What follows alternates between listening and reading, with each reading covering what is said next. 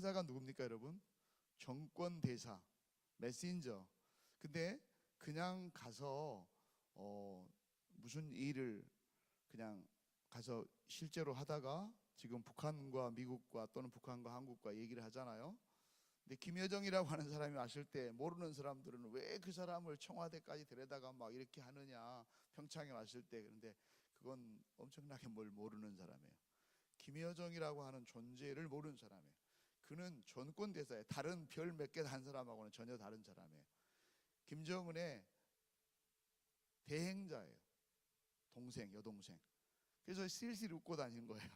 혹시 텔레비전 보셨나요? 그냥 웃고만 있죠. 다른 사람들은 바로 어찌해야 돼요? 연락을 해가지고 그것을 말할 수 있어요. 근데 정권대사는 자기의 모든 전권을 이임받아서 자기가 선택하고 결과를 바로 여기서 낼 수 있는 것입니다. 하나님이 전권대사를 보낸다는 것입니다. 이것이 누구예요? 두 분이에요. 두 분.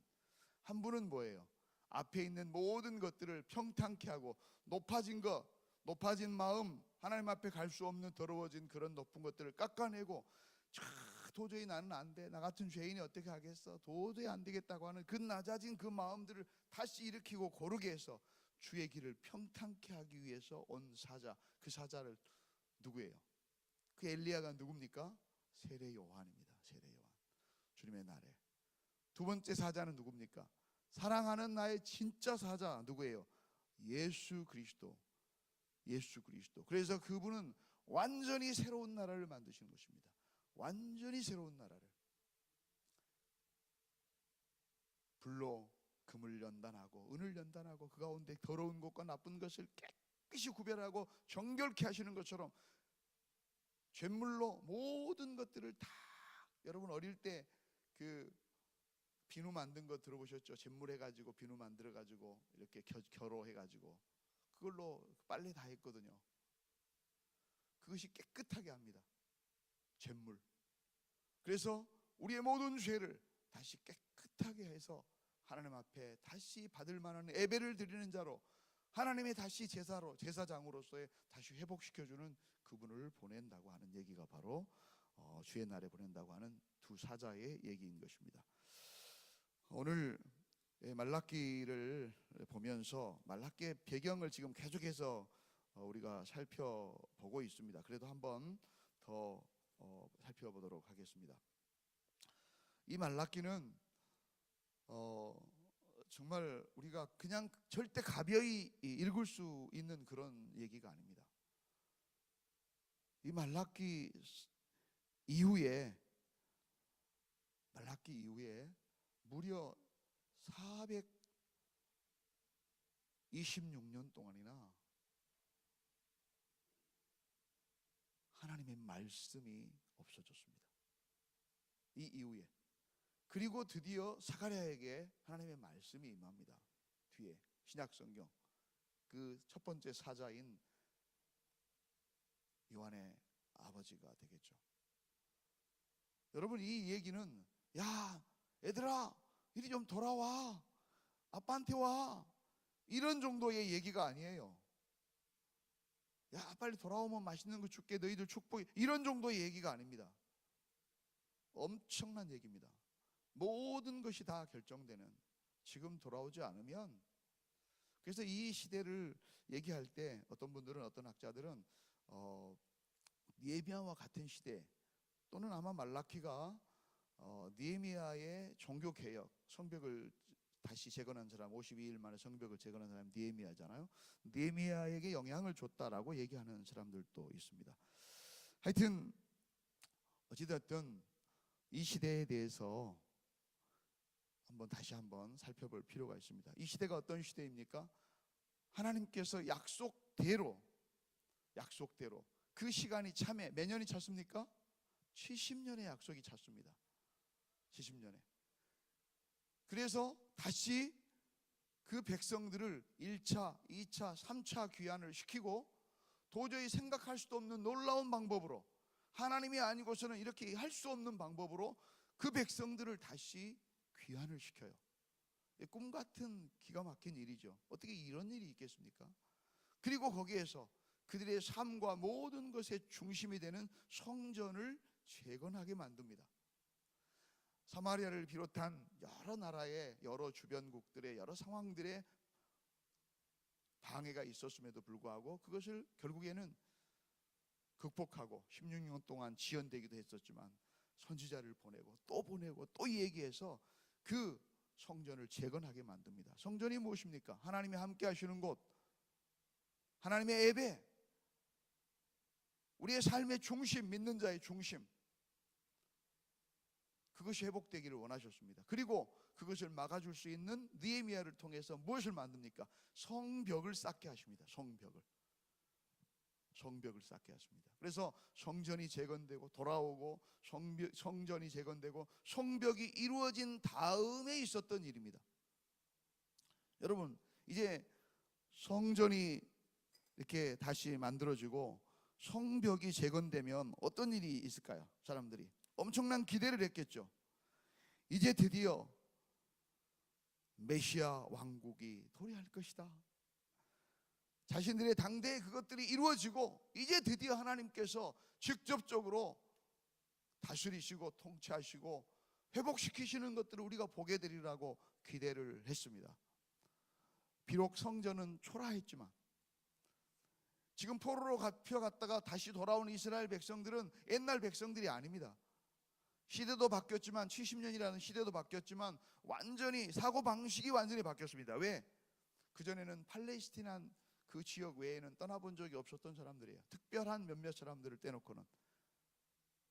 근데 그들이 어쩌습니까? 세계의 중심인 바사의 그 어마어마한 도시들을 다 보았습니다. 여러분, 페르시아의 그것들을 한번 여러분들 우리나라에서도 만든, 지난번에 목사님이 잠깐 소개했는데 우리나라 EBS에서 만든 다큐프라임이라고 하는 프로가 있습니다. 거기 여러분 한번 보시기 바랍니다. 거기에서 바벨론 당시와 그 페르시아가 공중정원이라든가 이런 것들이 어떻게 만들어졌는가 이런 것들을 쭉 다루고 있습니다. 우리나라에서 아주 굉장히 잘 만든 프로입니다. 4부작으로 되어 있는데요, 자기들이 살고 있었던 이스라엘 땅과는 비교가 되지 않는 거예요. 크기와 범위와 모든 것에서. 그럼에도 불구하고 하나님께서 이제 우리를 다시 돌아오게 하셨으니 무슨 일을 이루시겠지라고 하는 기대감에 있었습니다. 그런데 웬걸 여전히 세상은 바뀌지 않았습니다. 메시아 왕국에 도래되고 여호와의 날이 실현되고 우리의 모든 것들이 이제 완전히 달라질 거라고 생각했었지만 그러나 겉으로 아무런 변화도 일어나지 않았습니다. 그래서 그들에게는 영적인 무력감과 신앙의 회의심, 과연 우리들이 선민이 맞는가? 하나님 우리를 사랑하는 것이 맞는가? 하나님이 지금도 우리에게 역사하신가? 이런 의문들이 듣기 시작한 것입니다. 그래서 지금 질문들이 꾸준히 나오잖아요. 오늘 성경을 읽어볼 텐데요, 주께서 어떻게 우리를 사랑하십니까? 두 번째로는 뭐에 나와요? 1장 6절에 우리가 어떻게 주님을 멸시했단 말입니까? 이렇게 반문을 하는 거예요. 심지어는 가장 그 중심에 있어야 될, 모든 삶과 신앙의 중심에 있어야 될, 흔들릴 때에도 가장 그 중심에 있어야 될 구심체가 돼야 될, 공동체 구심체가 돼야 될 누구예요? 제사장들, 지도자의 입장에서 해야 될 제사장들이 타락했습니다. 그들은 여호와의 제단을 더럽혔습니다. 하나님 앞에 드리는 그 제물들을 빼돌렸습니다. 그것들로 자기의 배를 먼저 채웠습니다. 병든 제물을 대신 바쳤습니다. 여호와의 제단을 더럽히고 앞장서서 영적 타락을 주도했습니다. 그리고 거의 우상 숭배에 가까운, 이래야 복을 받고 이래야 한다고 하는 혹세무민과 기복신앙의 형태를 조장해서 여호와 신앙의 본질을 심각하게 훼손했습니다. 하나님이 이것들을 경고하시는 것입니다. 여러분, 이 시대의 제사장이 누구입니까? 앞에 있는 사람이고 목사이겠죠, 일반. 그리고 새롭게 하나님 앞에 왕같은 제사장으로 소임을 받은 저와 여러분이 제사장입니다. 우리가 이 일들을 감당해내지 못할 때, 왕같은 제사장으로의 사명을 감당해내지 못할 때 세상은 여러분 보고 계시지 않습니까? 우리를 통해서 하나님의 모습, 하나님의 향기, 그리스도의 향기를 맡지 못할 때 세상은 손가락질하는 것입니다. 하나님은 축복을 빼앗아가 버립니다. 그리고 기독교라고 하는 이름이 아주 난무하게 된 것입니다. 그래서 그 내용이 뭐예요? 그러고 나서도 우리가 어떻게 주님의 이름을 멸시했단 말입니까? 우리가 어떻게 주를 더럽혔습니까? 뻔뻔하게. 지금 1장 7절의 얘기입니다. 여호와의 식탁을 더럽히고 그것들을 드리는 것들을, 과일 같은 것들 드리는 것들을 경멸히 여기고 내 이름을 더럽혔다고 말했음에도 불구하고, 내가 언제 그랬나, 할 걸 다 했는데 하기야 했죠. 드리기야 드렸죠. 그러나 거기에는 그들의 마음이 없었습니다. 고숨 쳤습니다. 하나님이 이걸 받겠어? 그냥 드리는 거지. 습관적으로 드리는 거죠. 해왔던 거니까 어쩔 수 없이 하는 거죠. 우리 그렇게 해왔잖아. 옛날부터. 우리는 예배하는 사람이야. 그냥 드리는 거예요. 훔친 물건과 저는 것과 병든 것을 가져왔고, 그것들을 내가 받겠느냐? 그것들을 내가 축복할 수 있겠느냐? 네가 그것을 다른 지방과 아니라 너의 상사나 다른 사람에게 주어봐라. 그것을 그들이 기쁘게 받겠느냐? 그래서 그것을 얼굴에 싸 발라버리는 거예요. 뭐라고? 똥 아시죠? 똥을 얼굴에다 싸 발라버리는 것처럼 던져버리는 것입니다. 그리고 저주하는 것입니다.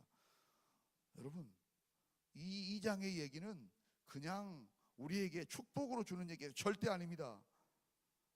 만일 듣지 아니하면 마음에 두지 아니하고 너희들이 영화롭게도 하지 아니하고 하나님의 말씀을 듣지도 아니하고 그것을 마음에 두지도 아니하고 영화롭게도 하지 아니하고 그래서 너희를 저주를 내릴 것이다. 내가 이미 저주를 해버렸다. 쭉 그러면서 2장 얘기를 나옵니다. 오늘 이 얘기를 우리가 함께 읽었으면 좋겠습니다. 그리고 마침내, 그러나 그것으로 끝나는 것이 아니라 마침내 이 모든 것을 심판을, 아까 얘기했었던 사자를 보내겠다는 것입니다. 여러분, 아멘가사가 오면 어떻게 됩니까? 아멘가사가 오기 전에는 변학도 같은 사람들은 지 멋대로 하는 거죠. 다 숨어서 다 봅니다. 여기서도 오늘 좀 이따 읽으면 나오겠습니다. 하나님은 불꽃 같은 눈으로 모든 것을 보고 계시는 분이십니다. 모든 것을 볼 뿐만 아니라 들으시는 분이십니다.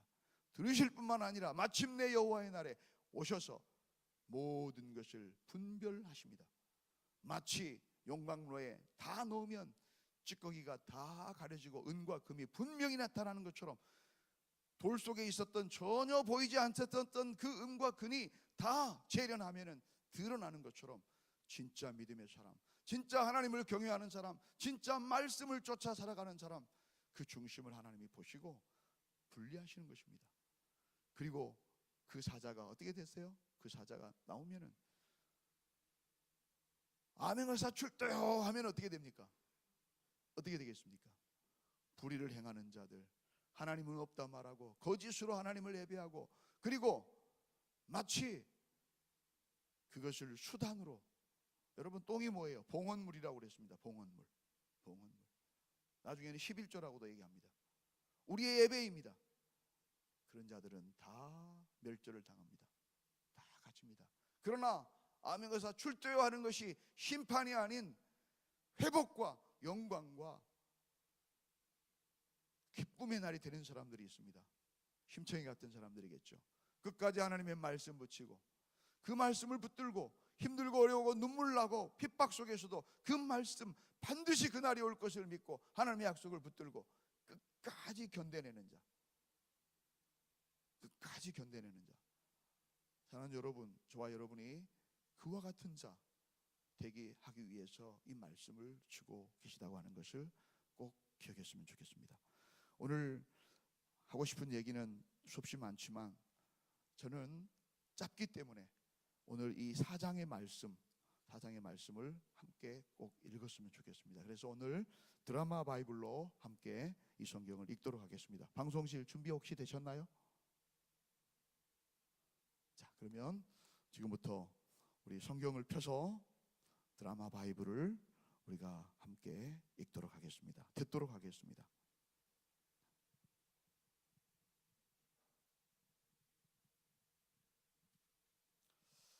우리 인간 속에 있는 모든 오물을 제거하시고 깨끗하게 정결하시고 새롭게 하시는 분이 예수 그리스도, 그분이 바로 사자입니다.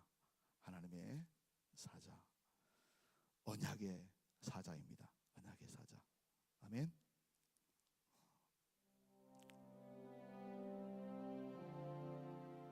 만군의 여호와가 이르노라.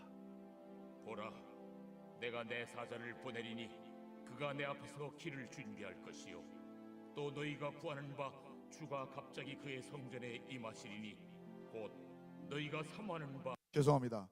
1장부터서 읽을 수 있을까요? 1장부터. 네, 미안합니다.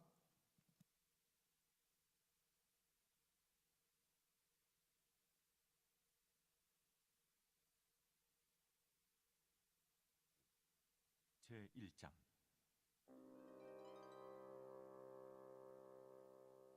여호와께서 말라기를 통하여 이스라엘에게 말씀하신 경고라. 여호와